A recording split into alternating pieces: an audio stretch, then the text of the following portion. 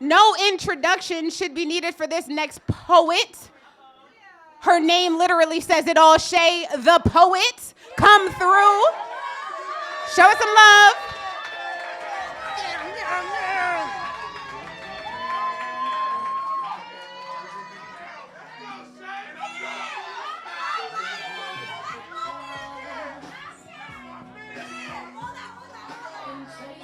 You was supposed to play March Madness on my walk up here. You want me to do it again? Okay, I got you.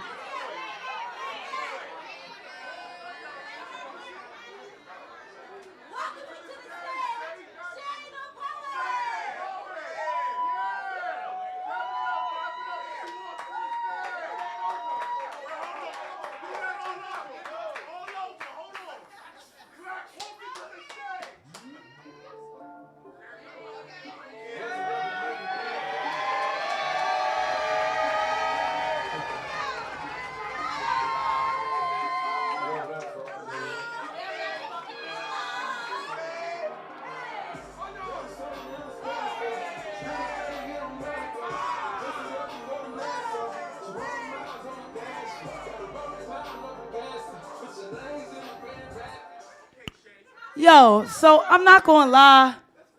I've been hosting for a while, right? And I love it. I love hosting.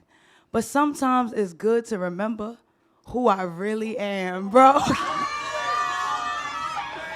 Whew.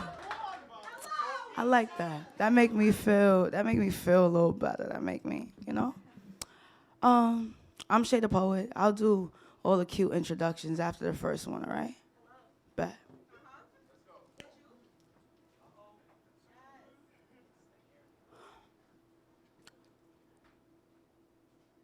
When I was a child, my mother told me stories on love.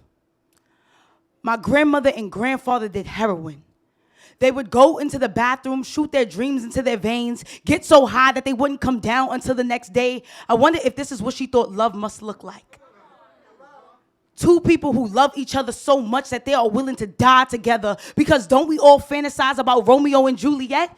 She lost her virginity at 12 to my dad. I wonder if this is what she thought love must feel like. Two people fighting for a place in this world with no sense of identity, deciding it was safe to push pain through each other's legs, just wondering why things went so left. My mother got pregnant at 15.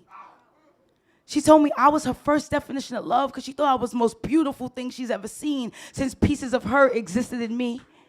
She thought it was unfair that God got to pick who he made perfect. My father went to jail a little bit before my first birthday. I wonder if my mother thought that this was God punishing her for finally experiencing true happiness. I had my first suicidal thought at 10 and then another at 13. My mother thought that the answer was to beat life into me because she couldn't allow God to take away her only proof of existence. By 15, she had found a journal of all the ways that I was ready to die. Guess she wasn't the only one losing faith, yet she was only taught to worry about bad boys, my mom said. You know what it's like to love someone more than you love yourself. And it was in that moment that I decided that my mother's mark on this world was more important than my existence. That she be the light that enters me. So I guess it was funny that the first love poem I ever wrote, I wrote about my mother. Because she loves like no other. Like only a black woman could, resiliently and without limits. Like only my mom could. You see, my mom be the closest thing I have to church, to gospel, to prayer, to worship, to knows what it looks like to be knocked down and still find ways to stand up. So I trust in my bones because they come straight from her. I know this because I tore apart her body just to build mine. I often question love. I often question love. The same way I question my existence. The same way I question people's ability to love me because I'm willing to dive face first into love without a life jacket. So I hate my mother because I love my mother because I blame my mother. Never allowed tears to run down our face but never got the chance to stop her own floods. You can't cry consistently without parting seas. You just can't tell me. My mama ain't walk on water.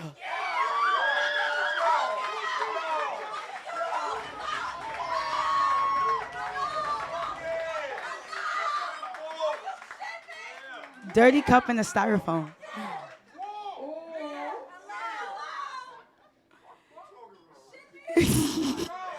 just,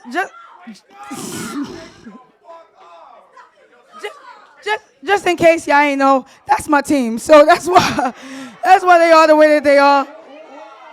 I know y'all liked it. I felt it, but they gotta make sure I feel it, you know?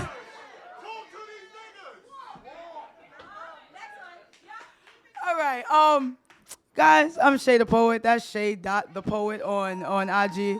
I got one more because Roya just so fire. I had to make sure my set was skin tight, okay? I had to make sure I was good and gone. I knew my place. All right, it go just a little bit like this. When I heard my poetry was sick, I responded, I know. This pen be a virus, ready to infiltrate society's a pandemic, waiting to unleash on the world what's masked to these metaphors.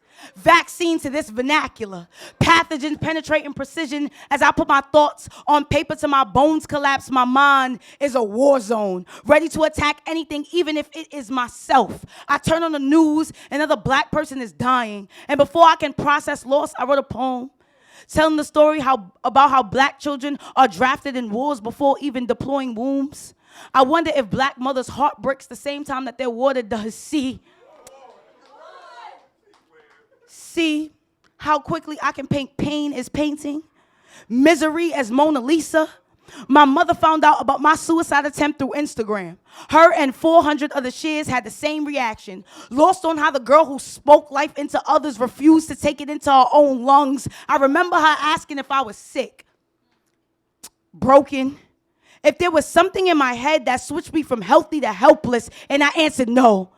These poems be the only disease that stimulates my blood but still cripples my mental. Mom, I'm working illness and making an illustration. This disorder enrages my demons. My dad said, you know how fucked up you gotta be to use your pain for views? To share your mental scars with strangers before you share them with your family? Poems will not mend our relationship. What will your mother and I do when we hear about your self-destruction on Facebook? There is a study from the Carolina Institute that concludes that writers are 50% more likely to commit suicide. So I guess this pen is one period away from ending my eulogy. I compose monstrosities into magnolias, and I hope that these same flowers bless my casket. I hope that my death comes off as poetic as my disease. This infection, it has no cures, no antibodies, only chemo, only pen and pad is bullshit excuses for therapy, but this therapy just ain't healing me. But my therapist tells me that poetry seems to be the only medicine that I know. But she never sees the side effects. No one does. But I guess this virus makes me exactly who I am today. So I am Shay, the poet, spitting hospitals all year, prying open every trauma and trying to heal everybody with my poetry. So I guess you realize that this pen truly is penicillin. I'm so sick. Every nigga that ever slept on me got hospitalized. So when you tell me,